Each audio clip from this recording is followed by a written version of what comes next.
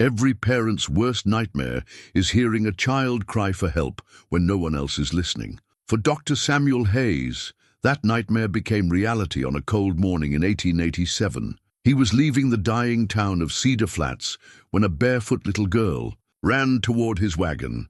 She clutched a baby in her thin arms, tears streaming down her dirty face. "Please, mister, the baby won't wake up." The child was maybe 6 years old. Her dress was torn. The baby looked lifeless. Dr. Hayes had delivered hundreds of babies and buried too many. He thought he'd seen everything. He knelt in the dusty road and reached for the infant, expecting the worst. What he found was something that would change his life forever. 2 children, completely alone in an abandoned settlement, no parents anywhere, no explanation. What had happened to leave these innocent souls fighting for survival in a ghost town? Before we jump back in, tell us where you're tuning in from. And if this story touches you, make sure you're subscribed, because tomorrow I've saved something extra special for you. Dr. Samuel Hayes had carried his worn leather medical bag across 3 territories and through 15 years of frontier practice. The cracked brown leather bore scars from countless journeys, and the brass clasps had long since lost their shine. Inside, his instruments lay nested in their appointed places: forceps, scalpels, morphine bottles, and bandages that had seen him through births, deaths, and everything between. That bag was more than equipment. It was his identity, his purpose, his reason for rising each morning when the world felt empty. But purpose felt fragile now as he knelt in the dusty road, the baby's small body limp in his weathered hands. The infant's skin held a sickly pallor, lips tinged blue. Samuel pressed his ear to the tiny chest and heard the faint, irregular flutter of a struggling heart. Alive, but barely. The child's breathing came in shallow, labored gasps that spoke of severe malnutrition and possible poisoning. The little girl stood frozen beside him, her bare feet caked with dirt, her brown hair matted and tangled. She wore a threadbare calico dress that might have been blue once, but had faded to the color of old dishwater. Her eyes, large and brown, too old for her young face, watched him with desperate hope. "What's your name, child?" Samuel asked gently. Never taking his attention from the baby. "Emma," she whispered. "And this is Thomas. He's my baby brother." Samuel's heart clenched. The way she said, "my baby brother," carried the weight of absolute responsibility. This little girl had been caring for an infant, alone, in conditions that would challenge a grown woman. "Where are your parents, Emma?" She looked toward the cluster of dilapidated buildings that made up what remained of Cedar Flats. "They went to get help. They said they'd come back. But that was many days ago. Thomas got sick and wouldn't eat, and I tried to take care of him, but I don't know how to make him better." Samuel lifted the baby with practiced care. Thomas couldn't be more than 8 months old, severely underweight. His little hands curled weakly against his chest. The child needed immediate medical attention, proper nutrition and warmth.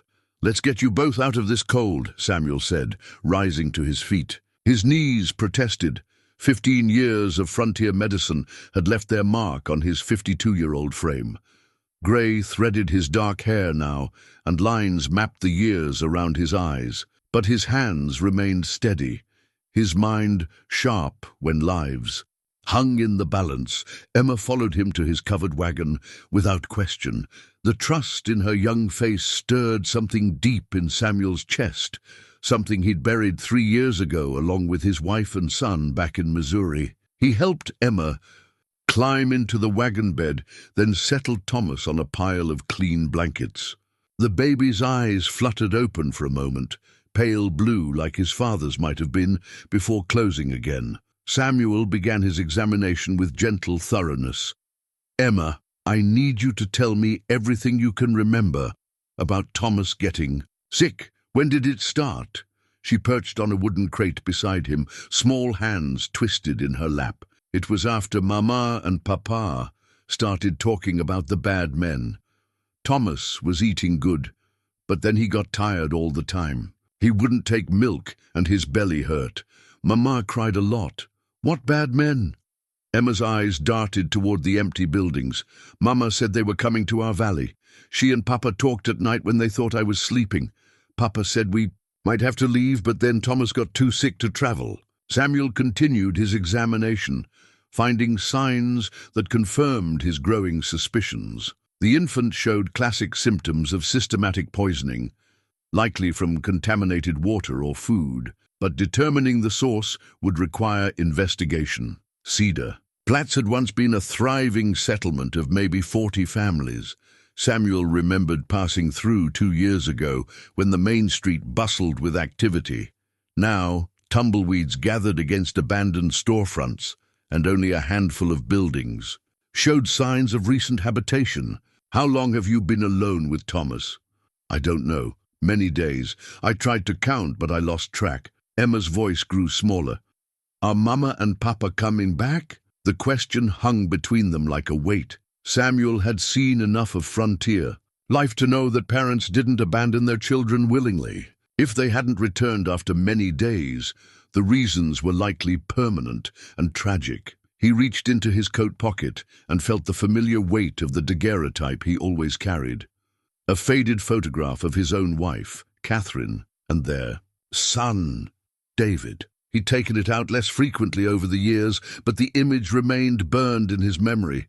Catherine's gentle smile, David's bright eyes at age 5, both lost to the cholera epidemic that swept through Jefferson City while Samuel was away treating patients in the countryside. The guilt never lessened. He'd been saving other people's families while his own perished, and the irony wasn't lost on him. After their deaths, Samuel had sold everything and headed west, carrying his medical skills from town to town, but never staying long enough to form attachments. Attachments meant loss, and he'd learned that lesson too well. But looking at Emma's trusting face and Thomas's fragile condition, Samuel felt the familiar pull of duty warring with his instinct for self-preservation. Emma, I'm going to take care of Thomas, but I need to understand what happened here. Can you show me where you've been staying? She nodded solemnly and pointed toward a small cabin at the edge of town. In our house. But we ran out of food 2 days ago and I didn't know what to do. Samuel's jaw tightened. A 6-year-old girl had been trying to care for a sick infant with no food, no help, and no idea when or if her parents would return. The courage it had taken for her to run to his wagon, to trust a stranger with her baby brother's life, spoke to a maturity born of desperate necessity. Well, first thing we're going to do is get some proper food into you both, Samuel said. He had supplies in his wagon, jerky, hardtack, canned peaches, and condensed milk that might work for Thomas if diluted properly. And then we'll see about finding your parents. Relief flooded Emma's features, and she reached out tentatively to touch his arm. Thank you, Mr. Doctor. I prayed someone would come. The simple faith in her words cut deeper than Samuel expected. When had someone last looked at him with such complete trust? When had he last felt truly needed, not just for his medical skills, but as a source of hope? As he prepared a weak solution of condensed milk for Thomas, Samuel tried to convince himself this was temporary. He'd stabilize the baby, help Emma find relatives or suitable guardians, and continue on his way to California as planned. Winter was coming, and he needed to reach Sacramento before the mountain passes became impassable. But as Thomas managed to take a few drops of milk and Emma curled up beside them both, Samuel felt the walls he'd built around his heart beginning to crack. These children needed him, not just any doctor, but him specifically, in this moment, in this place.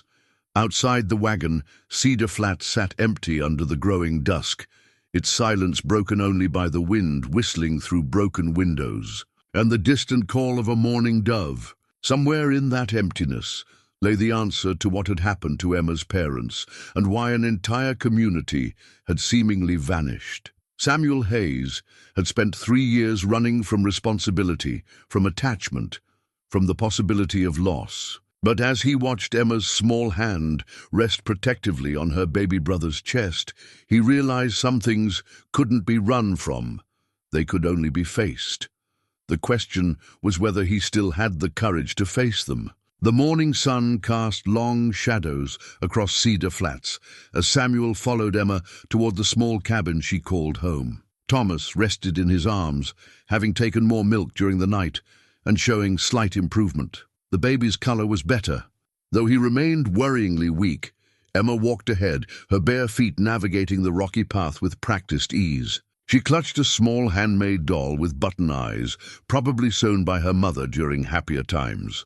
The doll's yarn hair had been carefully braided, and despite its worn appearance, Emma held it like a treasured friend. Mama made her for. "Me," Emma said, noticing Samuel's attention. "Her name is Daisy. She keeps me company when I'm scared." The cabin sat apart from the main cluster of buildings, surrounded by a small garden that had gone to seed. Wildflowers and weeds grew together, in cheerful chaos, and Samuel could see evidence of what had once been neat rows of vegetables. A wooden rocking chair sat on the front porch, as if someone had simply stepped inside for a moment. Emma pushed open the front door, which hung slightly askew on its hinges. "Mama and Papa's bed is back there," she said, pointing toward a curtained alcove.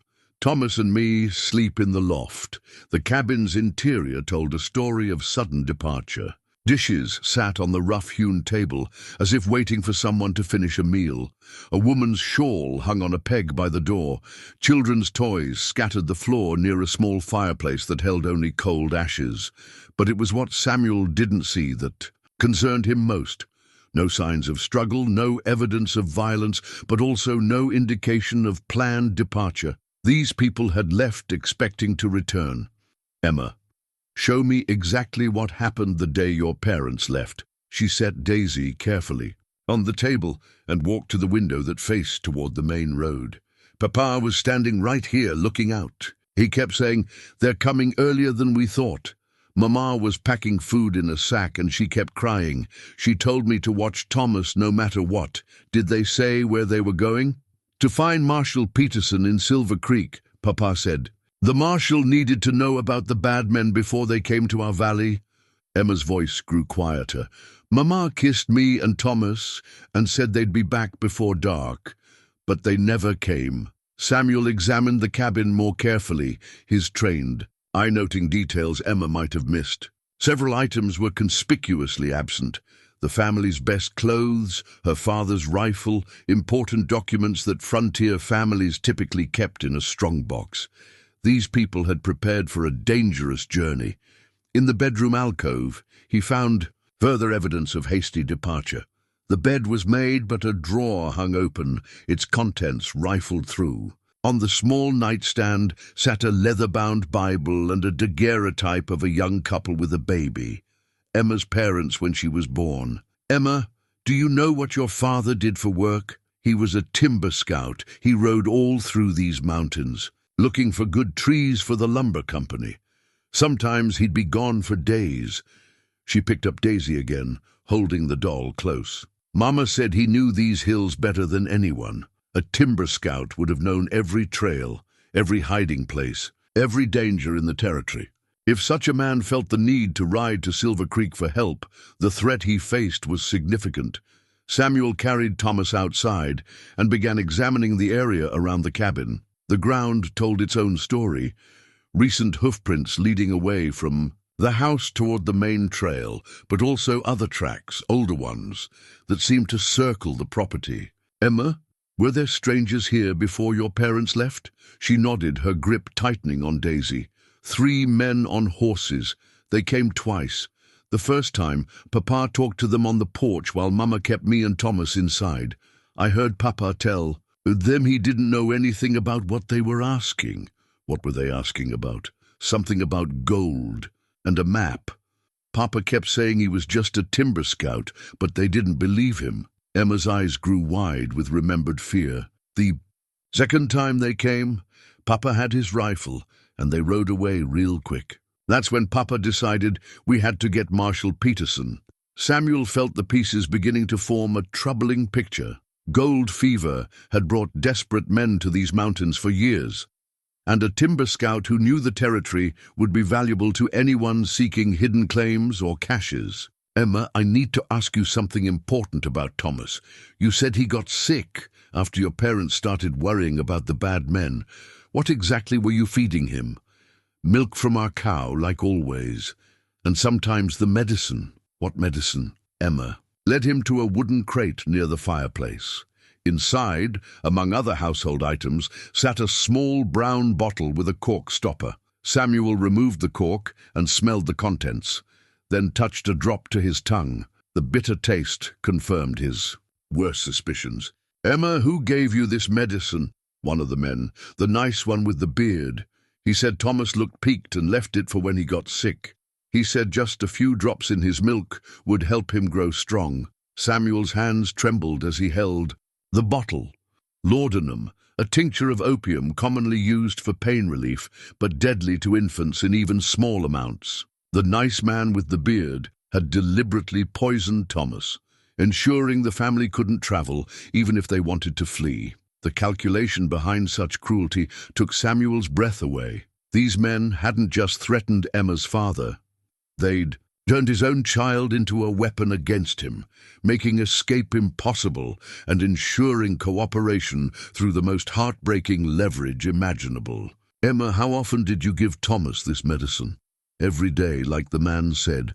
Just a few drops, but it didn't make him stronger, it made him sleepy and sick." Tears began flowing down her cheeks. "Did I hurt Thomas? Is that why he won't wake up, right?" Samuel knelt and placed his hands gently on Emma's shoulders, Thomas still cradled in one arm. "Emma, listen to me carefully. You didn't hurt Thomas. You were trying to help him because you love him. The man who gave you that bottle, he's the one who hurt Thomas. You couldn't have known, but even as he comforted her, Samuel's mind raced with the implications. Emma's parents had ridden to Silver Creek to get help, leaving their children behind, because Thomas was too sick to travel. They'd probably planned to return with Marshal Peterson and enough men to deal with the threat.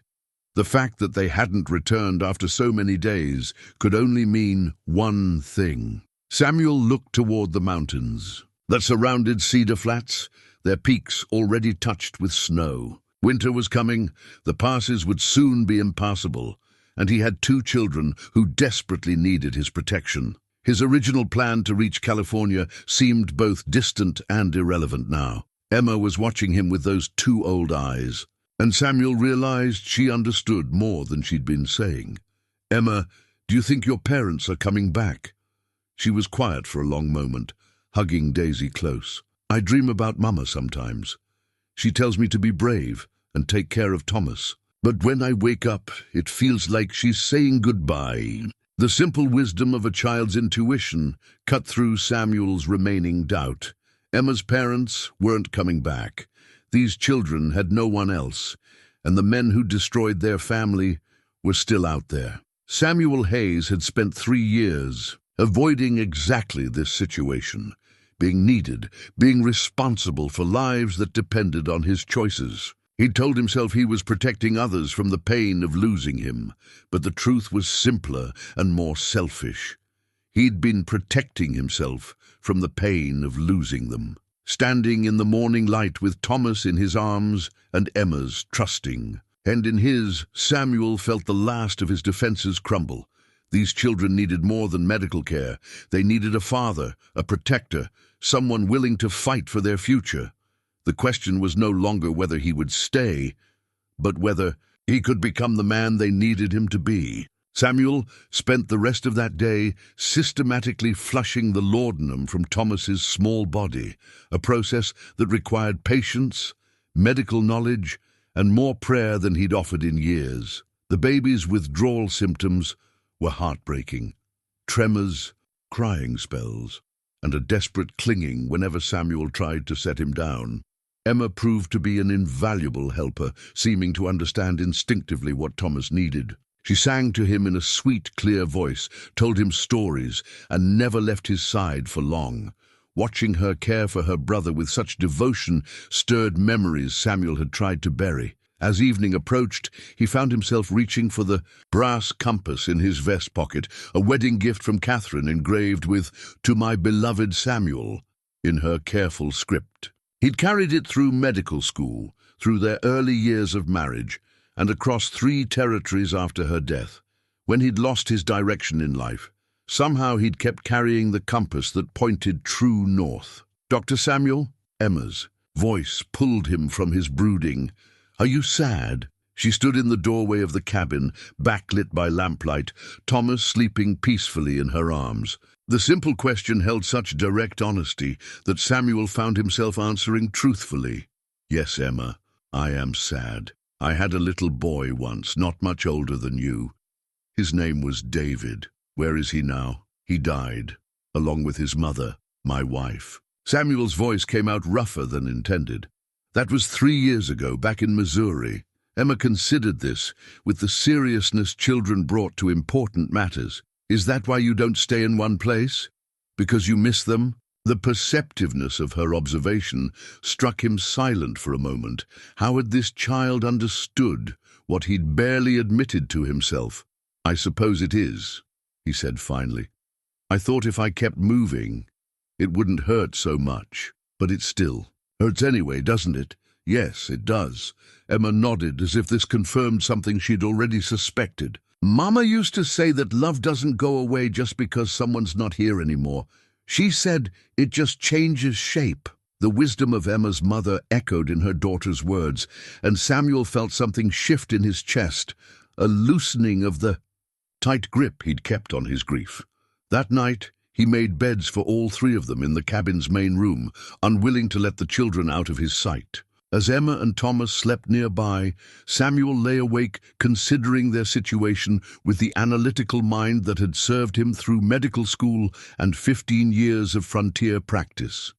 The immediate crisis was Thomas's health, which was improving, but remained fragile. The deeper problem was their safety. The men who'd poisoned Thomas and likely killed his parents were still out there, and they demonstrated a ruthless willingness to use children as weapons. Samuel's military experience, 4 years as a field surgeon during the war, had taught him that running from a determined enemy rarely worked. These mountains offered limited escape routes, especially with winter approaching. If he was going to protect Emma and Thomas, he needed to understand exactly what they were facing. The next morning brought encouraging news. Thomas took milk eagerly and even smiled when Emma played peekaboo with him. The baby's eyes were clearer and his color continued to improve. Samuel allowed himself to feel a cautious optimism about the child's recovery. "Emma, I need to ride into town and talk to whoever's still here about what happened to your parents. Can you watch Thomas for a little while?" Her face went pale. "You're not leaving us, are you?" The fear in her voice cut straight to his heart. "I'm not going anywhere, Emma. I just need to gather information so I can keep you both safe. I'll be back before lunch." She studied his face with those discerning brown eyes, then nodded. "Okay, but you have to promise." "I promise." The main street of Cedar Flats told the story of a community that had died slowly, then quickly. Samuel found only 3 businesses still operating: a general store, a blacksmith shop, and a small tavern that doubled as a boarding house. The rest stood empty, their windows dark and doors secured against the mountain weather. At the general store, he met Henrik Larsen, a Norwegian immigrant who'd been in Cedar Flats for 8 years. Henrik was a solid man in his 50s with intelligent blue eyes and calloused hands that spoke of hard work. "You're the doctor who's been helping the Morrison children," Henrik said without preamble. "Emma's a good girl, brave as they come. You knew their parents?" Jim Morrison was as decent a man as you'd find in these mountains. Sarah, too, she helped birth half the babies in this valley before folks started leaving. Henrik's expression darkened. What happened to them wasn't right. What exactly did happen? Henrik glanced around the empty store, then gestured for Samuel to follow him to a back room where they could speak privately. 3 men came through about a month ago, asking about gold claims and old maps. Said they were investors, but they had the look of trouble about them. What kind of trouble? The kind that leaves bodies behind. I've seen their type before, men who figure the mountains are lawless enough that they can take what they want. Henrik poured 2 cups of coffee from a pot on a small stove. They were particularly interested in Jim because he knew every inch of these hills. Emma said they wanted something about a map. There's an old story about a Spanish gold cache hidden somewhere in these mountains. Most folks figure it's just a legend, but these men seem to think Jim knew more than he was saying. Henrik's jaw tightened. When Jim wouldn't cooperate, they started making threats. That's when he decided to ride for Silver Creek. Samuel felt the familiar weight of responsibility settling on his shoulders. And Jim and his wife never made it to Silver Creek? Marshal Peterson came through here 4 days ago, asking after them, said they never arrived, and he'd found signs of trouble on the trail, blood, but no bodies. Henrik met Samuel's eyes directly. Those men are still in the territory, Doctor. They're holed up somewhere, waiting for winter to trap everyone who might cause them trouble. The implication was clear. Samuel and the children weren't just hiding from random criminals. They were potential targets of men who killed to protect. Their secrets. How many people are left in Cedar Flats? Maybe a dozen, scattered in the surrounding homesteads. Most families pulled out when the trouble started. Henrik leaned forward. Doctor, those children need more protection than you can give them alone. Have you considered taking them to Silver Creek? Samuel had considered it. But the journey would be dangerous with a recovering infant, and there was no guarantee they'd be any safer there. What would you do, Henrik, if they were your children? The older man was quiet for a long moment. I'd make sure they never had reason to be afraid again. As Samuel rode back toward the cabin, Henrik's words echoed in his mind. The compass in. His pocket seemed to pull him forward, not toward magnetic north, but toward a truth he'd been avoiding. These children weren't just his responsibility now. They were becoming his family. Emma was teaching Thomas to clap his hands when Samuel returned to the cabin. The baby's delighted giggle filled the small room with a joy that hadn't been there in weeks. Samuel paused in the doorway, struck by how natural they looked together, a sister caring for her brother with the fierce devotion that only family could inspire. "Look, Dr. Samuel," Emma called out. "Thomas is getting strong again." Indeed, the baby's improvement was remarkable. His eyes were bright and alert, his color healthy, and he'd gained enough strength to sit up with support. Samuel's medical training told him they'd passed the crisis point, but his growing attachment to both children made him understand that their physical recovery was only the beginning. "Emma, while Thomas is feeling better, I'd like to look through your parents' things. There might be something that helps us understand what those men were really after." She nodded solemnly. Mama kept her important papers in the wooden box under the bed. The box, Emma indicated, was a simple pine container, handmade with careful attention to detail, probably crafted by her father during the early days of their marriage. Inside, Samuel found the typical documents of a frontier family: marriage certificate, land deed, a few letters from relatives back east, and Emma's birth certificate. But at the bottom, wrapped in oilcloth, lay a leather-bound journal that immediately caught Samuel's attention. The cover was worn smooth by handling, and pressed flowers had been carefully preserved between many of the pages. This was Sarah Morrison's personal record, a mother's observations about her children, her hopes, her fears. Samuel opened to the final entries, dated just days before the parents' disappearance. Sarah's handwriting, usually neat and controlled, showed increasing urgency. October 15th. The men came again today. Jim tried to convince them he knows nothing about any gold cache, but they're not believing him. The tall one with the scar keeps saying someone must have told Jim about the old Spanish mine. They threaten to hurt the children if he doesn't cooperate. My hands are shaking as I write this. Samuel's jaw tightened as he continued reading. October 17th. Thomas is getting sicker. That medicine the bearded man left isn't helping. It's making him worse. Emma tries so hard to take care of her brother, but she's just a little girl. She shouldn't have to carry this burden. If anything happens to Jim and me, I pray someone will care for our babies the way they deserve. The mother's fear and love radiated from every word. Samuel could picture Sarah Morrison writing by lamplight, her children sleeping nearby, trying to record her thoughts for a future she might not see. October 18th. Jim has decided we must ride to Silver Creek tonight. Thomas is too sick to travel, so we'll have to leave him with Emma and pray we can return with help before morning. I'm packing food and water for the children. Emma is a brave but no 6-year-old should have to watch her baby brother alone. If we don't make it back, I hope whoever finds this journal will understand how much we love our children. The final entry was written in an unsteady hand. October 19th. Dawn is breaking. Jim has the horses ready. Emma is still sleeping with Thomas in her arms. She looks so small, so vulnerable.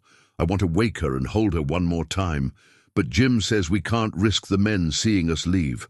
If someone is reading this and we haven't returned, please know that Emma and Thomas are good children who deserve love and safety. They are everything to us. Samuel closed the journal, his throat tight with emotion. Sarah Morrison had written these words, knowing she might never see her children again, yet her final thoughts were entirely focused on their welfare. The kind of love that would drive a mother to such sacrifice was both humbling and inspiring. Dr. Samuel? Emma's voice was small. Is that Mama's book? He looked up to find her standing nearby, Thomas balanced on her hip with practiced ease. Yes, Emma. Your mother wrote about how much she loved you and Thomas. I miss her singing to us at bedtime. Emma's eyes filled with tears. And I miss Papa's stories about the animals in the forest. Samuel set the journal aside and held out his arms.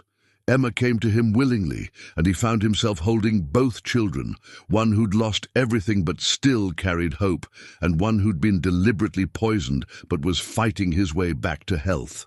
Emma, I need to tell you something important.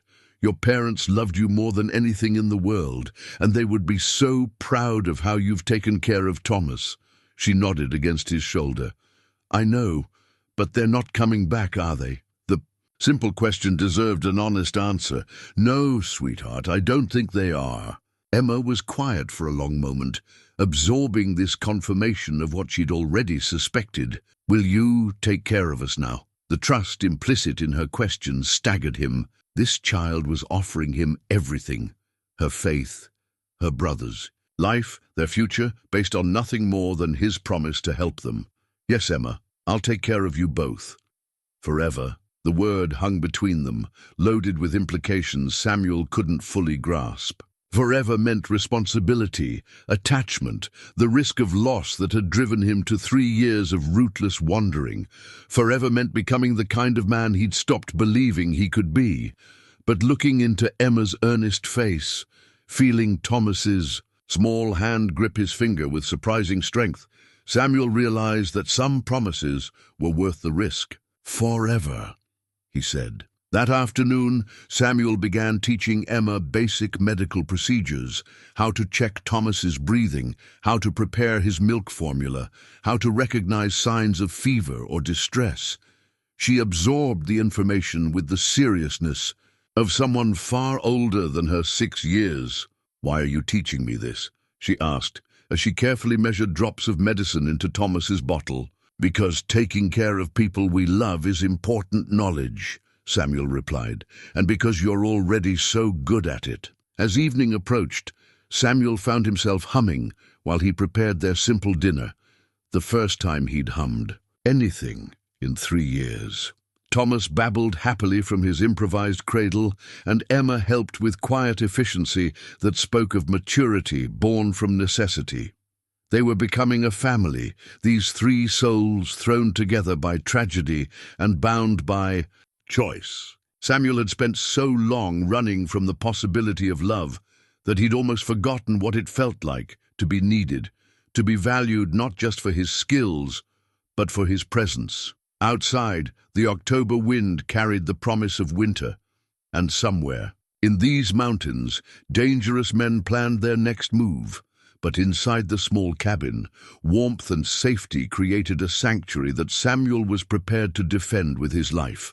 The brass compass in his pocket had finally found its true north. 3 days later, while Thomas napped and Emma played quietly with her doll Daisy, a piece of paper came tumbling across the cabin's front porch, caught by the autumn wind. Samuel might have ignored it as random debris, but something made him step outside to retrieve it. The paper was a tattered wanted poster, weathered but still legible. The face staring back at him was hard-featured and scarred, with eyes that held no warmth. Wanted for murder and robbery, Jack Torino, known associate of the Crimson Ridge Gang. $500 reward. Samuel's blood ran cold as he read the description. This was likely one of the men who'd threatened the Morrison family. The poster had been blown here by chance, but its arrival felt like a warning, a reminder that danger still lurked in these mountains. He folded the poster and tucked it away, not wanting Emma to see it and worry. But the image stayed with him as he went about his evening routine, feeding Thomas and helping Emma prepare for bed. That night, after the children were asleep, Samuel began making defensive preparations. His military experience had taught him that survival often depended on preparation and vigilance. He checked his medical supplies, inventoried their food stores, and examined the cabin's security weaknesses. The front door was solid, but had only a simple latch. The windows were small, but could be broken easily. The root cellar beneath the kitchen floor might serve as a hiding place for the children if necessary. Samuel made mental notes about each vulnerability and how to address it. Over the next week, their small family settled into a routine that felt surprisingly natural. Samuel had always been an early riser, but now he woke to find Emma already caring for Thomas, singing softly while she changed his makeshift diaper or prepared his morning bottle. Her devotion to her brother was absolute and inspiring. "You don't have to do everything yourself, Emma," Samuel told her one morning as she struggled to lift Thomas from his cradle. "But I like taking care of him," she replied with simple honesty. "He's my baby brother." Samuel helped her lift Thomas, noting how much weight the infant had gained. The boy's eyes were bright and curious now, following movement around the room, and gurgling with delight when Emma played with him. The transformation from the nearly lifeless child Samuel had first examined was nothing short of miraculous, but their peaceful routine was disrupted by disturbing news from Henrik Larsson. The storekeeper arrived one afternoon with supplies and troubling information. 3 more homesteads have been abandoned this week, Henrik reported, as Samuel helped him unload goods from his wagon. The Hendersons, the Kowalskis, and old Pete Murphy all pulled out, said they didn't want to risk staying through winter. With dangerous men in the area. Any sign of these men recently? Jake Peterson, Marshall Peterson's nephew, saw smoke from a campfire up in Deadman's Canyon 2 days ago. That's only about 5 miles from here as the crow flies. Henrik's expression was grim. "They're getting bolder, Doctor, and closer." Samuel felt the familiar tension of approaching conflict, a sensation he remembered from wartime field hospitals when enemy forces drew near. The difference now was that he wasn't just responsible for wounded soldiers who could fight back. He had 2 children depending on him for protection. "Henrik, what would it take to get Emma and Thomas safely to Silver Creek?" The older man considered the question carefully. 2 days hard riding in good weather, but the trail passes right through Deadman's Canyon, exactly where those men are camped. And with winter coming, the mountain passes could close with the first big snow. What about going around? That would add 4 days to the journey through territory I wouldn't want to cross with children, especially not with that baby still. "Recovering." Henrik studied Samuel's face. "You're thinking of leaving. I'm thinking of keeping them alive. Sometimes running isn't the answer, Doctor. Sometimes a man has to make his stand." That evening, as Samuel tucked Emma into her bed in the cabin's loft, she surprised him with a question that showed how much she'd been thinking about their situation. "Dr. Samuel, are the bad men coming back?" He could have lied, could have offered false comfort, but Emma deserved honesty. "And they might, sweetheart. That's why I'm taking extra care to keep you and Thomas safe. Are you scared?" The directness of her question caught him off guard. "Yes, Emma, I am scared, but not for myself. I'm scared something might happen to you. Or Thomas. She nodded as if this made perfect sense. Papa used to say being scared was okay, as long as you still did what was right. Your father was a wise man. Emma was quiet for a moment, then reached under her pillow and pulled out a carved wooden horse, no bigger than her palm. The craftsmanship was exquisite, every detail lovingly rendered by skilled hands. Papa made this for Thomas before he was born, she said, holding the toy reverently. He said every little boy should have a horse to ride in his dreams.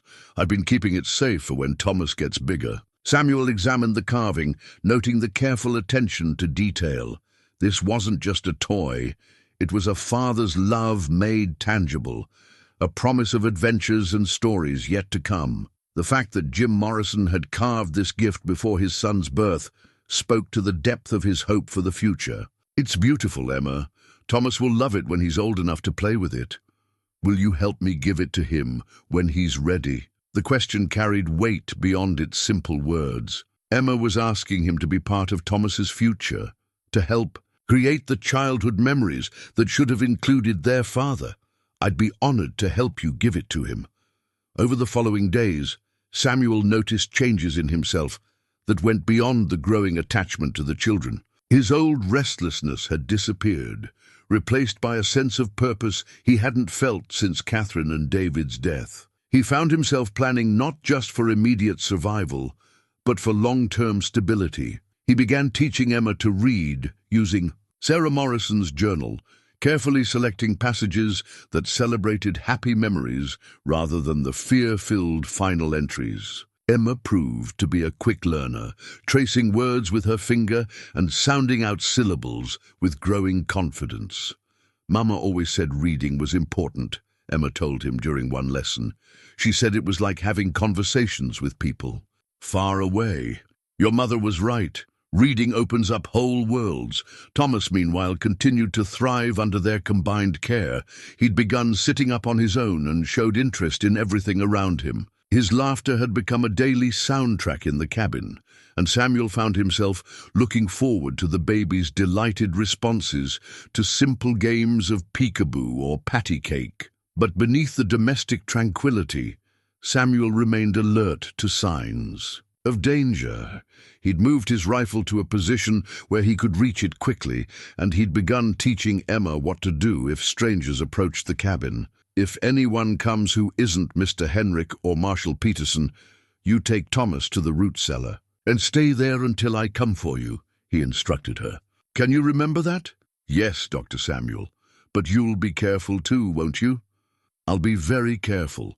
One evening, as Samuel sat on the front porch watching the sunset paint the mountains gold and purple, Emma joined him with Thomas in her arms. The baby had grown strong enough to hold his head up steadily, and his bright eyes took in everything with obvious intelligence. Dr. Samuel, do you think Thomas will remember Mama and Papa? The question touched on one of Samuel's own concerns. Thomas had been so young when his parents disappeared. Would he grow up with any sense of connection to them?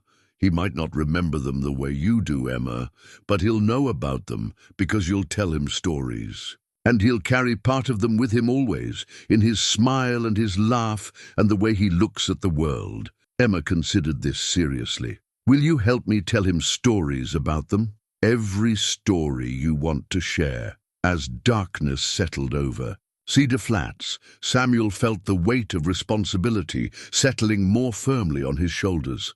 These children had already lost so much, their parents, their home, their sense of security. He was determined that they would lose nothing more. The wanted poster crinkled in his pocket as he stood to go inside, a reminder that their peaceful days were numbered. But for tonight, they were safe. They were together, and they were building something that felt remarkably like hope. The answer came to Samuel in pieces over the next few days, like a puzzle revealing its picture, one fragment at a time. It began when Emma, playing with Thomas near the fireplace, accidentally knocked over a loose stone in the hearth behind. It, wrapped in oilcloth, was a small leather pouch that Jim Morrison had hidden there. Inside the pouch, Samuel found what the dangerous men had been seeking, a hand-drawn map showing the location of an old Spanish gold cache, along with a letter dated 15 years earlier. The letter was from a dying prospector named Carlos Mendez, who'd entrusted the map to Jim Morrison during a harsh winter when Jim had saved the man's life. Samuel read the letter aloud to Emma, carefully editing the more disturbing details. "My friend Jim, you showed me Christian kindness when others would have left me to die. The gold has brought me nothing but sorrow. 3 men have died fighting over it, and I fear it will claim more lives. I give this burden to you, hoping your good heart will know what to do with it. Use it to help people if you can, but beware. Gold makes men do terrible things." Emma listened intently, her small hands stroking Thomas's hair as he slept in her lap. "So Papa really did know about the gold?" "Yes, but he never told anyone, because he understood it was dangerous knowledge." "Then why did those men think he would help them?" Samuel studied the map, noting the careful detail of landmarks and distances. "Someone must have seen Carlos give this to your father, or heard rumors about it. Men like that don't give up easily." When they smell gold, the map revealed why the Morrison family had been targeted. Hidden in a cave system about 10 miles north of Cedar Flats lay a cache of Spanish gold coins, probably hidden during some long-ago retreat from hostile territory. The amount was significant enough to kill for, and worth enough to fund a comfortable life far from these mountains. That evening, Samuel made a decision that would have seemed impossible just weeks earlier. Instead of using the map to buy their safety, trading it to the dangerous men in exchange for being left alone, he burned it in the fireplace while Emma and Thomas watched. "Why did you do that?" Emma asked, wide-eyed. "Because some things cause more harm than good. Your father understood that, and now that gold can't hurt anyone else." But even as the map turned to ash, Samuel knew their troubles weren't over. The men who'd killed Jim and Sarah Morrison wouldn't simply disappear because the prize they sought no longer existed. They were too close to their goal, and winter was trapping everyone in these mountains until spring. 2 days later, Samuel's fears proved justified when Henrik Larsson arrived at the cabin with devastating news. "They hit the Patterson place last night," Henrik reported grimly. "Burned the barn, killed the livestock, terrorized the family until they fled in the middle of the night. They're sending a message, Doctor. Cooperate or face the consequences." Samuel felt his jaw tighten. "How many families are left?" "3, besides you. And word is these men are asking specifically about the Morrison children, about whether anyone's seen them alive." The implications hit Samuel like a physical blow. Emma and Thomas weren't just innocent victims. They were potential witnesses to their parents' fate and living proof that the gold map had existed. The men wouldn't feel safe while the children lived. "Henrik, I need you to do something for me. Can you get word to Marshal Peterson that we need help?" "I can try, but the earliest he could get here would be next week, assuming the weather holds." Henrik's expression was troubled. "Doctor, these men aren't going to wait much longer. They know winter's coming and they want this finished." That night, after Emma and Thomas were asleep, Samuel sat at the kitchen table cleaning his rifle and making plans. His military training had taught him that when retreat wasn't possible, the key to survival was choosing the ground for battle. He spent the following day preparing defensive positions around the cabin, using his medical knowledge of anatomy to plan the most effective fields of fire. Emma helped without asking questions, seeming to understand that their peaceful time was ending. "Emma, I want you to practice taking Thomas to the root cellar," Samuel said during their preparations. "If trouble comes, you'll need to keep him quiet and safe. How long would we have to hide? I don't know. But remember, no matter what you hear above, don't come out until I call for you personally. If strangers call your name, don't answer." Emma nodded solemnly, then surprised him with a question that showed how much she'd been thinking about their situation. "Dr. Samuel, what if something happens to you?" The directness of her concern forced him to confront possibilities he'd been avoiding. "If something happens to me, Emma, you take Thomas and you go to Henrik Larsson. He'll help you get to Marshall Peterson, but I want to stay with you. And I want to stay with you both, but sometimes we have to make hard choices to keep the people we love safe." Emma was quiet for a moment, then reached into her dress pocket and pulled out the carved wooden horse her father had made for Thomas. "Papa made this because he loved Thomas, even before Thomas was born." "That's right. And you take care of us because you love us, even though we're not really your children." The simple statement carried profound truth. Samuel knelt down to Emma's level, meeting her serious brown eyes directly. "Emma, you and Thomas are my children in every way that matters. I choose to be your family, and you choose to be mine. That's what love is. It's choosing to care for each other no matter what." Emma threw her arms around his neck with sudden fierceness. "I choose you too, Dr. Samuel. You're the best papa we could have." The word papa hit Samuel with unexpected force. He'd been thinking of himself as their guardian, their protector, their temporary caretaker. But Emma's simple declaration made him realize that somewhere along the way, he'd become something much more important. He'd become their father by choice and love, rather than blood. That night, as Samuel kept watch by the window while his family slept, he reflected on how completely his life had changed. 3 weeks ago, he'd been a rootless wanderer, avoiding attachment and responsibility. Now he was a father willing to die to protect his children. The brass compass in his pocket had found its true north at last, not in any geographic direction, but in the love and trust of 2 children who'd given him back his purpose. Outside, the October wind carried the scent of snow, and somewhere in the darkness, dangerous men made their final plans. But inside the cabin, Samuel Hayes had found something worth fighting for, something worth dying for. A family built not on blood, but on choice, love, and unshakable commitment. Tomorrow would bring whatever it would bring. Tonight, he was exactly where he belonged. The revelation came in the most unexpected way, hidden inside something Samuel had carried for 3 years without truly examining. While checking his medical supplies that evening, he accidentally knocked over his leather satchel, spilling its contents across the cabin floor. Among the scattered items was a silver locket he'd forgotten he possessed, a piece of jewelry that had belonged to his late wife, Catherine.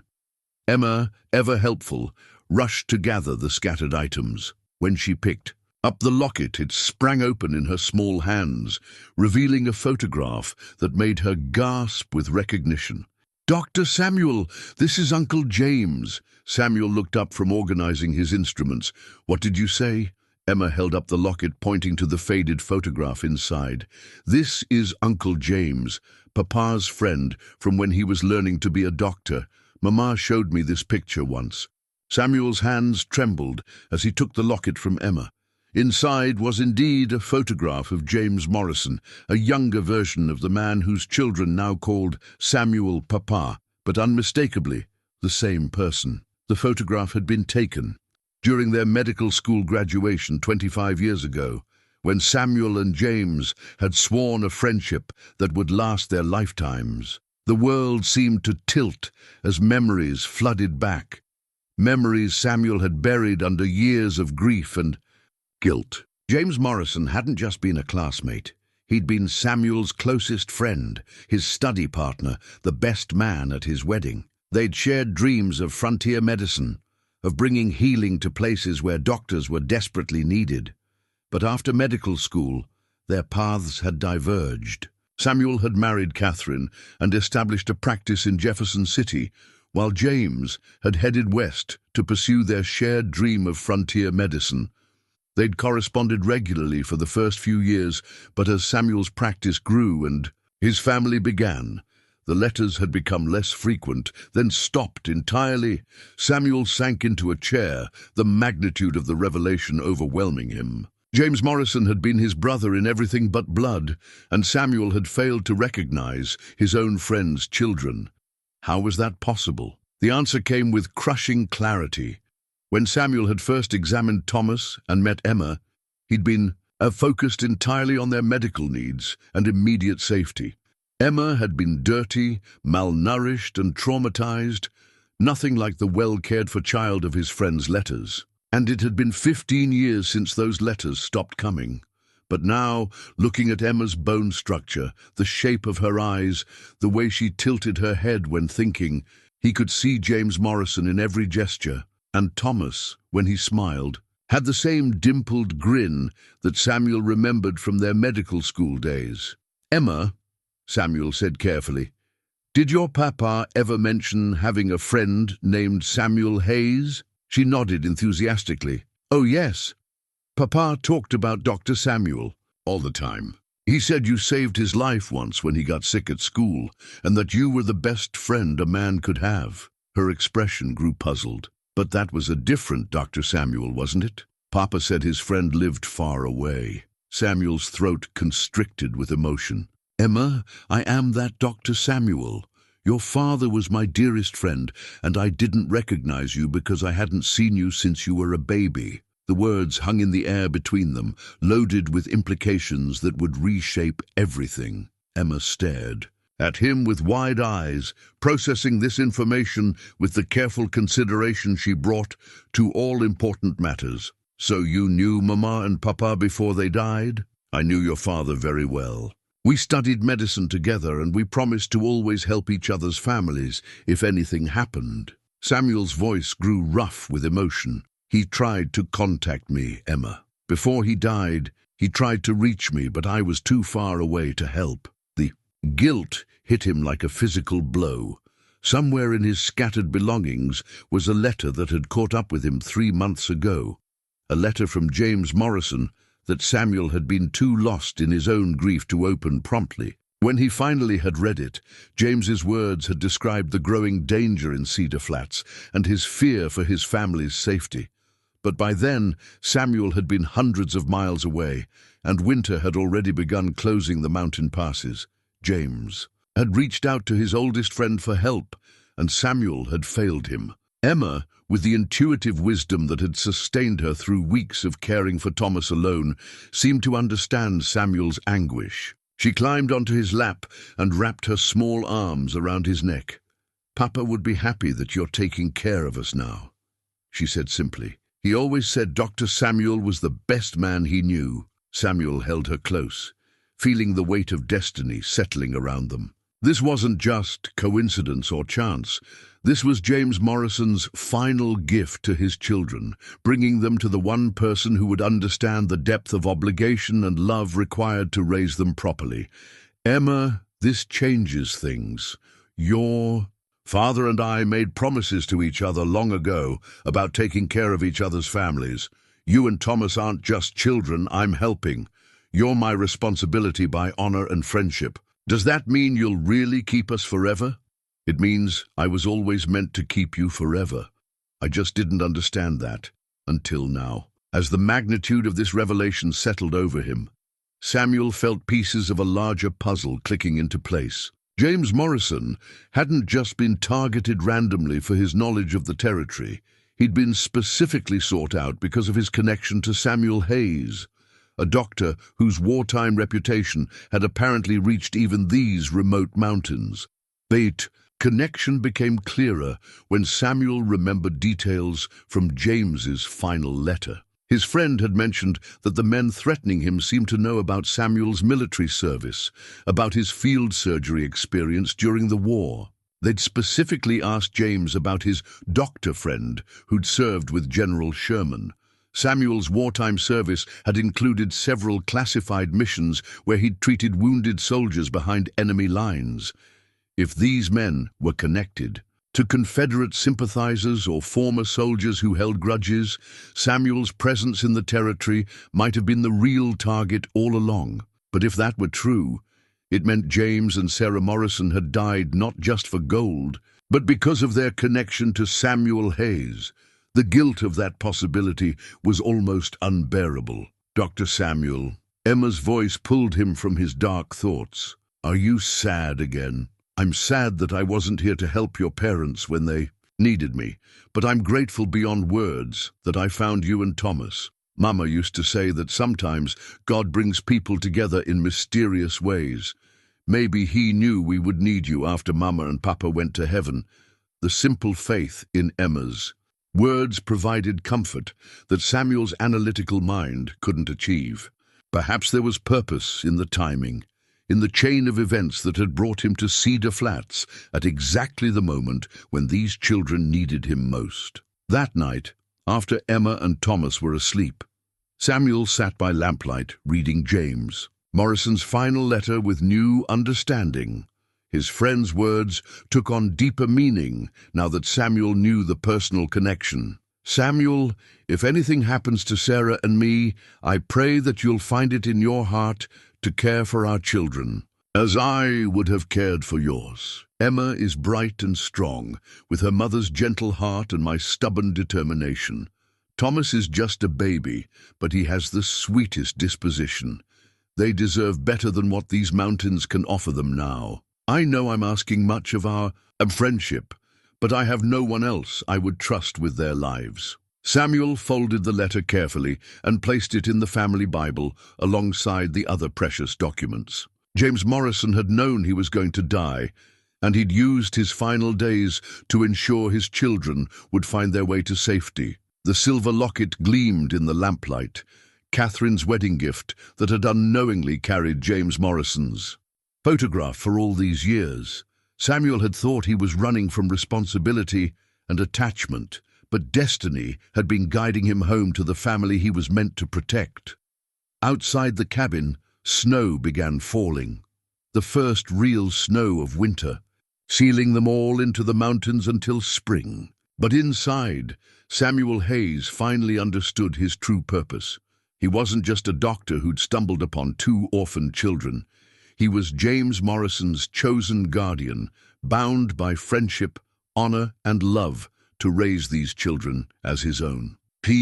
Dangerous men in the mountains had killed his best friend, but they'd unknowingly delivered James Morrison's children into the hands of the one person who would die before letting them come to harm. Tomorrow would bring the final confrontation, but tonight, Samuel Hayes was exactly where James Morrison had always trusted he would be, protecting the family of his dearest friend. Samuel woke before dawn to the sound of horses moving through the forest around their cabin.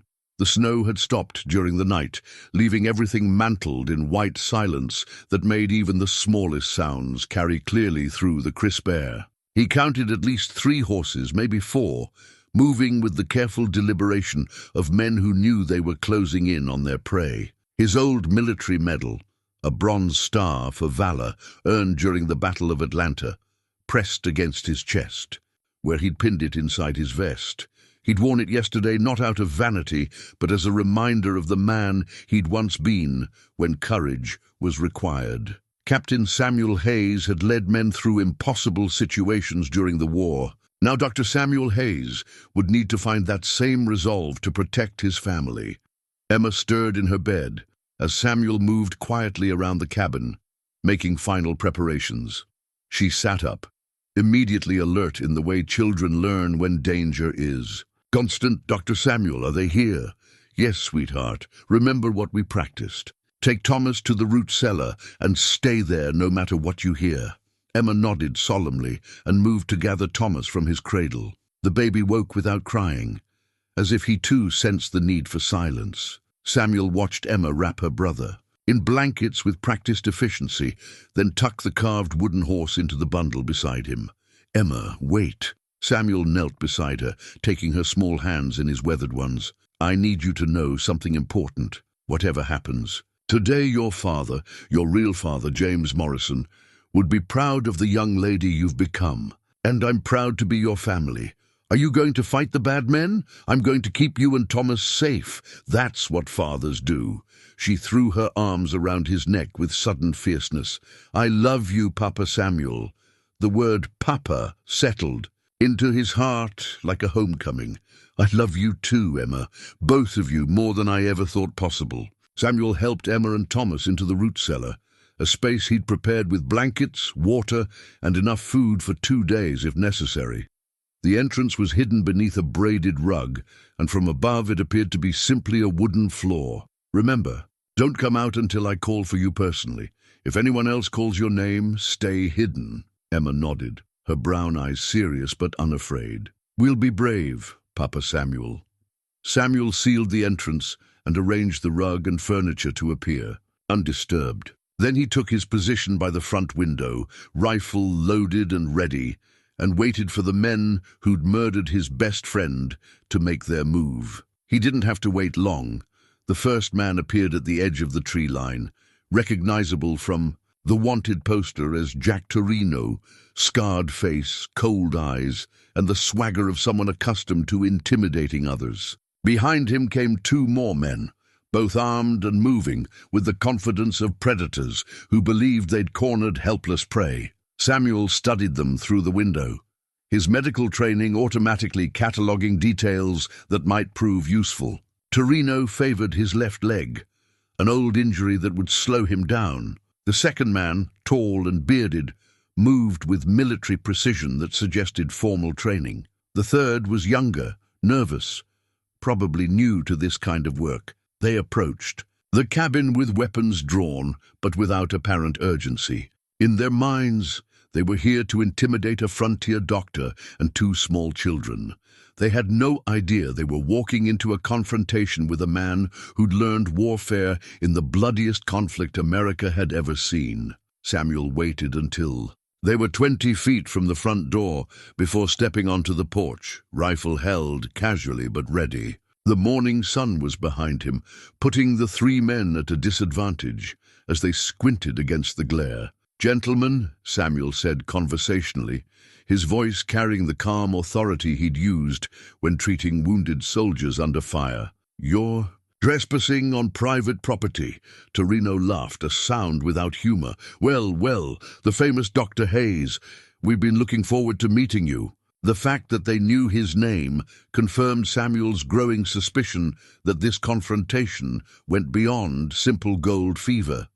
These men had come here specifically for him, and James Morrison's family had died because of their connection to Samuel Hayes. "I'm afraid you have me at a disadvantage. You know who I am, but I don't know what brings you to my home." "Your home?" The bearded man spoke with a slight accent, possibly German or Austrian. "This was the Morrison place last we checked." "Tell me, Doctor, where are the Morrison children?" Samuel kept his expression neutral, despite the rage building in his chest. "I wouldn't know. I'm just a traveling physician who found an abandoned cabin and decided to shelter here for the winter." "Now that's interesting," Torino said, moving slightly to the right while his companions spread to flank the cabin, "because we have reliable information that you've been caring for two children, a little girl and a baby boy. Children who might have information we need. Children don't know anything about adult business, even if they were here, which they're not. What could you possibly want with them?" The young, nervous man spoke for the first time. "Their father had something that belongs to us, something valuable. We figure the children might know where he hid it." Samuel almost smiled at their ignorance. The map they'd killed for was already ash in his fireplace. But their belief that Emma and Thomas possessed valuable information made them dangerous in a different way. They wouldn't simply kill the children quickly. They would torture them for information they didn't have. "I'm afraid you've wasted a trip, gentlemen. As I said, I'm here alone."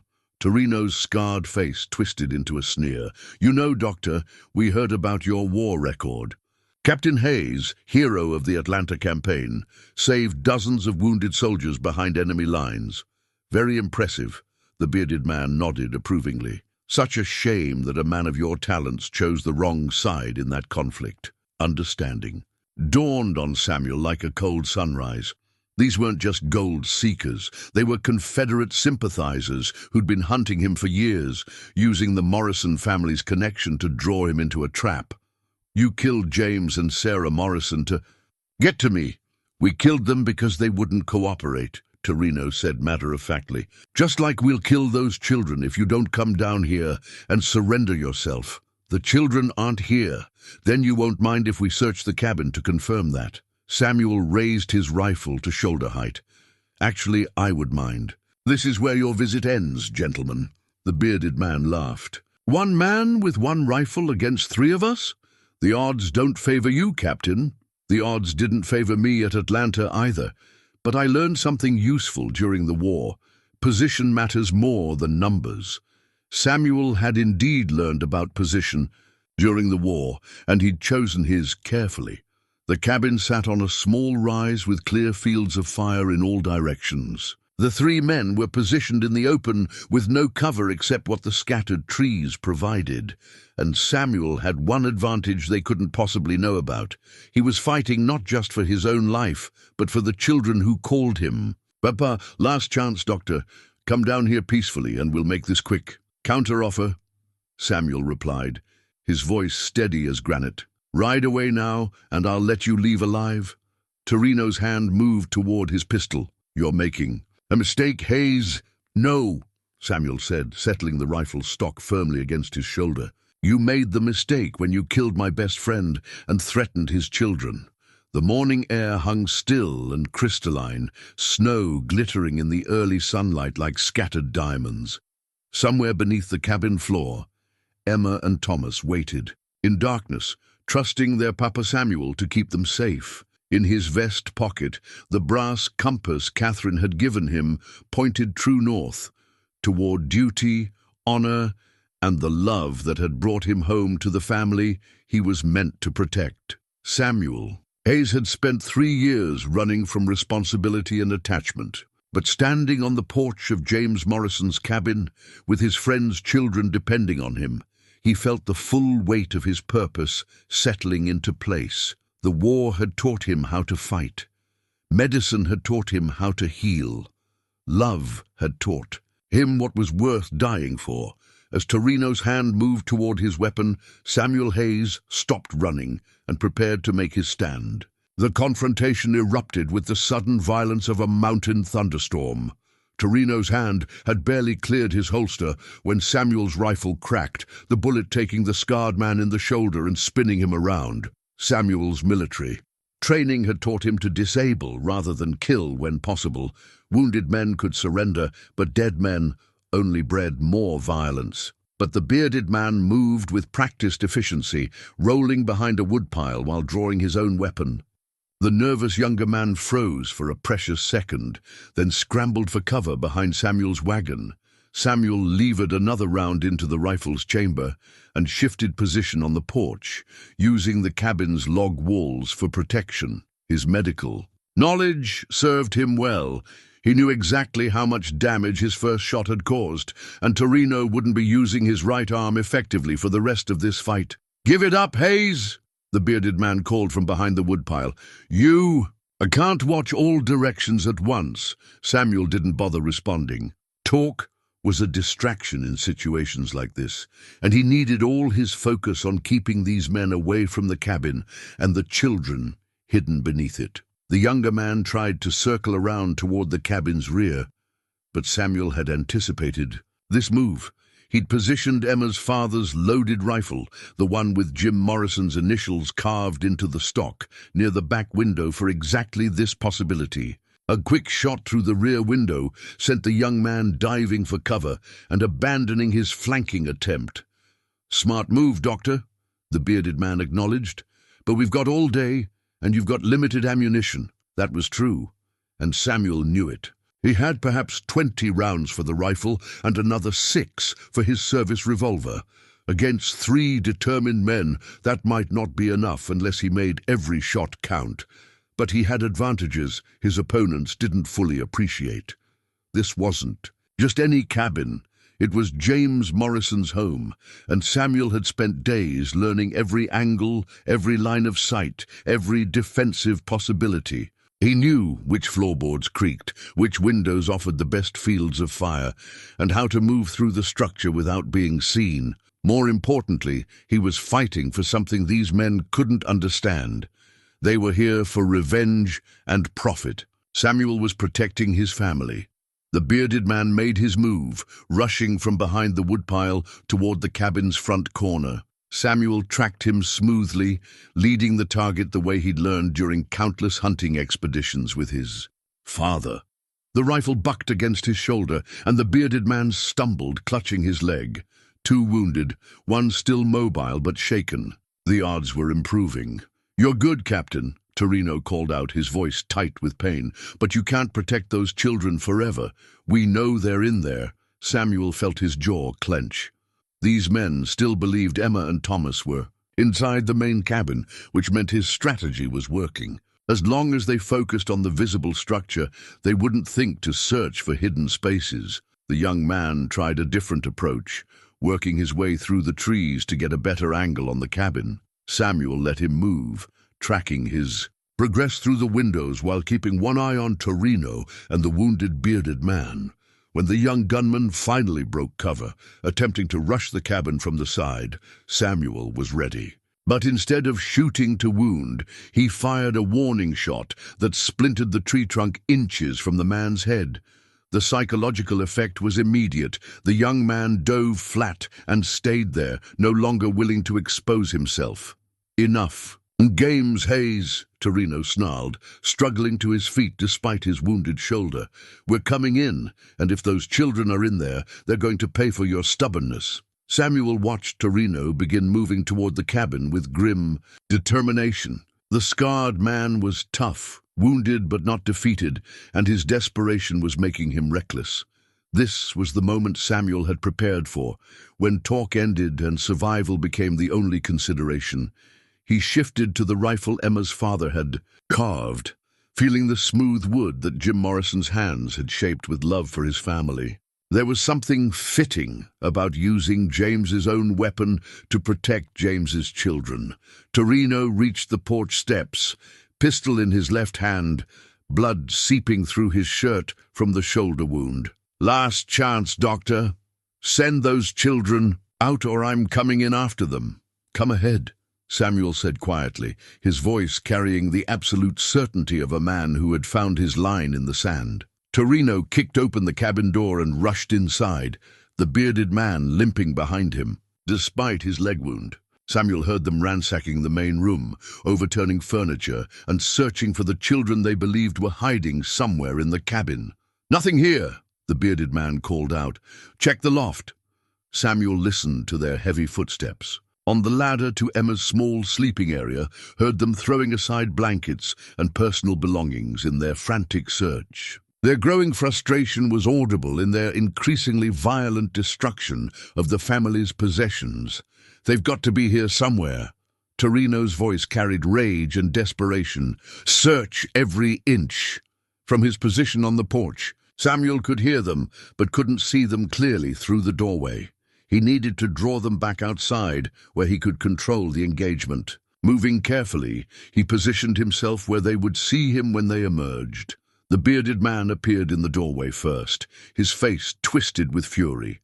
"Where are they, Hayes? We've torn that cabin apart. I told you, they're not here." "Then where?" Torino appeared beside his companion, both men now focused entirely on Samuel. "Those children didn't just disappear." Samuel allowed himself a small smile. "Maybe they did. Mountain children learn early how to hide from danger." The truth of that statement gave both men pause. Children raised in frontier settlements did indeed learn survival skills that city-bred criminals might not anticipate. The possibility that Emma and Thomas had fled into the wilderness clearly hadn't occurred to them. "The storm," the bearded man said suddenly. "If they ran during the storm, they could be anywhere in these mountains by now. Or dead," Torino added grimly. "A 6-year-old girl and a baby wouldn't last long in this cold." Samuel felt rage rise in his chest at their casual discussion of Emma and Thomas dying alone in the wilderness. These men had already destroyed one family. He would not let them destroy another. "You want to know where the children are?" Samuel asked, his voice deadly quiet. Both men looked at him with sudden hope. "They're safe from men like you. That's all you need to know." The bearded man raised his weapon, but Samuel was faster. Jim Morrison's rifle spoke once, and the bearded man fell backward into the cabin. Torino, left alone now and badly wounded, looked around wildly as if just realizing how completely his situation had deteriorated. His two companions were down, his shoulder was bleeding heavily, and he faced a man who had just demonstrated both superior marksmanship and absolute resolve. "This isn't over, Hayes," Torino snarled, backing toward his horse. "There are others who know about you, others who'll come looking." "Let them come," Samuel replied, keeping the rifle trained on the retreating man. "I'll be here." Torino managed to mount his horse one-handed, his face grey with pain and blood loss. "Those children will never be safe. We'll find them eventually." "No," Samuel said with quiet certainty. "You won't." As Torino rode away into the snow-covered forest, Samuel stood on the porch of his best friend's cabin, Jim Morrison's rifle, in his hands, and felt the weight of victory settling over him. The immediate threat was ended, but more importantly, he had proven to himself that he could be the protector Emma and Thomas needed him to be. Samuel waited until the sound of Torino's horse faded completely before moving to check on the wounded men. The young gunman had fled during the confrontation, disappearing into the forest without his companions. The bearded man was unconscious, but breathing. Samuel's shot had taken him in the upper chest, missing vital organs but causing enough trauma to end the fight. As a doctor, Samuel's oath compelled him to treat even his enemies. He dragged the unconscious man into the cabin and began addressing his wounds with professional detachment. The man would live, though he'd need weeks of recovery before he could pose a threat to anyone, only when his medical duties were complete. Did Samuel allow himself to think about the children waiting in darkness beneath his feet? "Emma," he called softly, kneeling beside the hidden entrance to the root cellar. "It's Papa Samuel. The bad men are gone." The sound of movement came from below, followed by Emma's cautious voice. "Are you really Papa Samuel, or are you one of the bad men trying to trick us?" Samuel smiled despite everything they'd just endured. Emma's caution showed the wisdom that had kept her and Thomas alive through weeks of hardship. "I'm really Papa Samuel, and I can prove it. Do you remember what I told you about Thomas's carved horse, about helping you give it to him when he's ready?" A moment of silence, then the sound of the hidden latch being moved. Emma's face appeared. In the opening, dirt streaked but determined, with Thomas still wrapped securely in her arms. "Papa Samuel!" She climbed out of the cellar with impressive agility, considering she was carrying a baby. "We heard shooting, and I was so scared something happened to you." Samuel gathered both children into his arms, feeling the tremor in his hands as the adrenaline of combat began to fade. They were safe. They were all safe, and the family he'd thought he'd lost forever was whole and unharmed. "You were so brave, Emma. Both of you. Your father would be proud of how you took care of Thomas." "Are the bad men really gone?" "The leader got away, but he was badly hurt. The others won't be bothering anyone for a long time." Samuel decided not to mention the unconscious man currently bleeding on their kitchen floor. Emma didn't need that burden.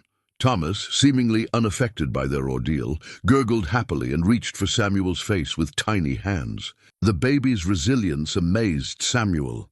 After everything he'd endured, Thomas still approached the world with curiosity and trust. "Papa Samuel, look what I made for you while we were hiding."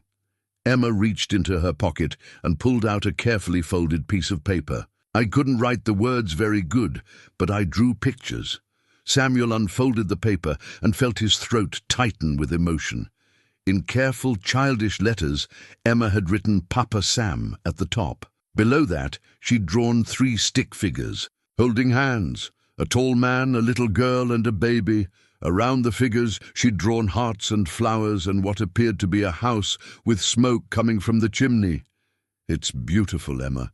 It's the most beautiful thing anyone's ever given me.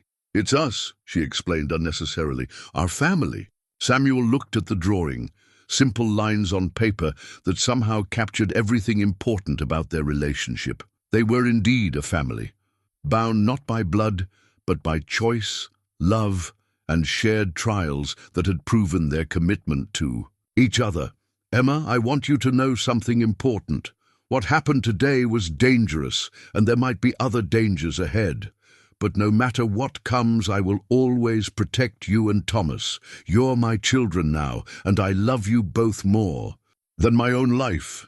Emma studied his face with those serious brown eyes. "Will we stay here in our house?"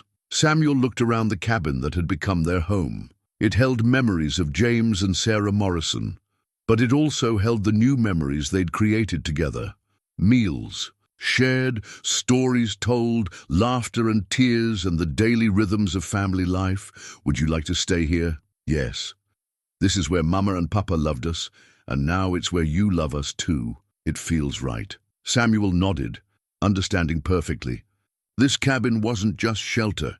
It was the place where their family had been forged in crisis and sealed with commitment. James Morrison's children would grow up in James Morrison's home, raised by the friend he'd trusted with their lives. "Then we'll stay. We'll make this our home forever." That evening, as Samuel prepared dinner while Emma played with Thomas near the fireplace, he reflected on how completely his life had changed.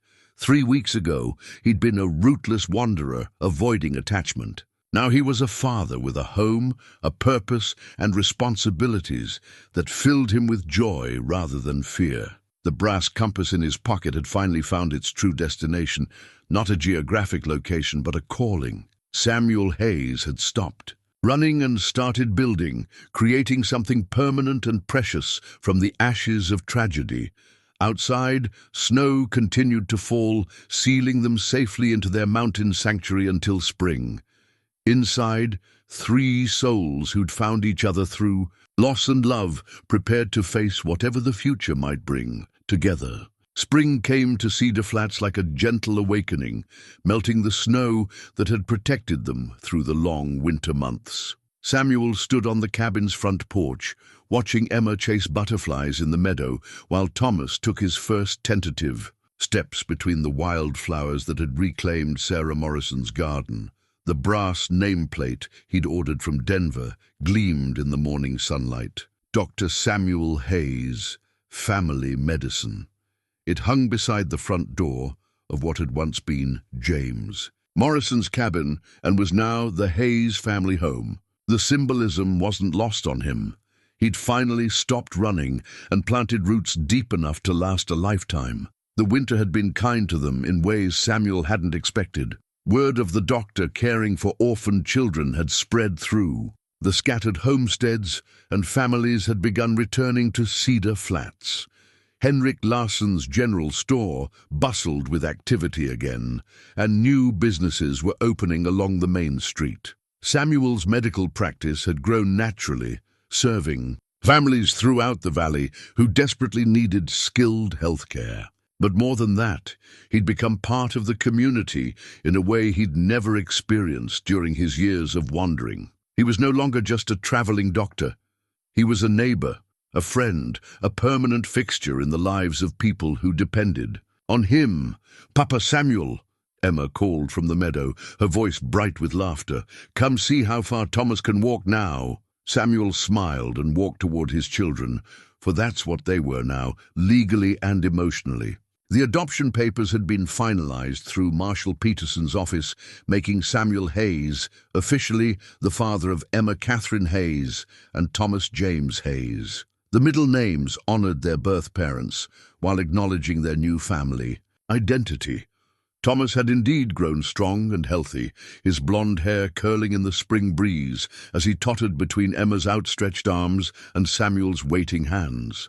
The baby who'd been near death from poisoning was now a sturdy toddler with an infectious giggle and an insatiable curiosity about everything around him. "Look at you, little man," Samuel said, scooping Thomas into his arms. "Soon you'll be running, faster than your sister." Emma beamed with pride. "I taught him to walk, Papa Samuel. I held his hands every day until he was brave enough to try by himself." The devotion between the siblings continued to amaze Samuel. Emma had appointed herself Thomas's protector and teacher, approaching the responsibility with the same seriousness. She brought to everything important At 7 years old, she could already read simple books, help with basic medical procedures, and manage household tasks with competence that impressed visiting neighbors. But more importantly, she'd retained the joyful spirit of childhood despite everything she'd endured. Samuel made sure she had time to play, to explore, to simply be a little girl without the weight of adult responsibilities on her shoulders. "Emma, do you remember what today is?" Samuel asked as they walked back toward the cabin. Her face lit up with excitement. "It's the day you promised to give Thomas his horse." Samuel had indeed promised that when Thomas learned to walk steadily, they would formally present him with the carved wooden horse his birth father had made before he was born. The ceremony had become important to all of them, a way of honoring James Morrison's memory while celebrating Thomas's growth. Inside the cabin, Emma carefully retrieved the carved horse from its place of honor on the mantelpiece. The craftsmanship was exquisite, each detail lovingly rendered by a father's hands. Samuel had spent many evenings during the winter examining the carving, marveling at the skill and devotion it represented. "Thomas," Emma said solemnly, kneeling in front of her, "brother, this is from our first papa who loved you before you were born. And now Papa Samuel is giving it to you because you're big and strong." Thomas accepted the wooden horse with the gravity of a child who understands something important is happening. He turned it over in his small hands, running his fingers along the smooth curves, then looked up at Samuel with a smile that could light up the darkest room. "Horse!" Thomas announced clearly, one of his first recognizable words. "That's right, son.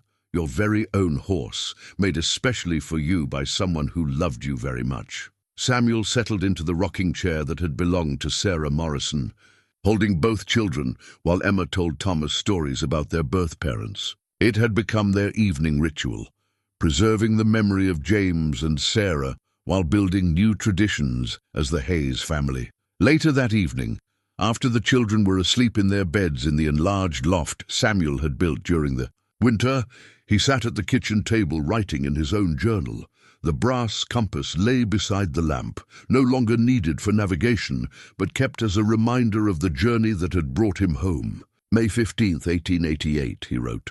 "Thomas spoke his fifth word today, horse, and Emma has convinced me we need to get chickens for the yard.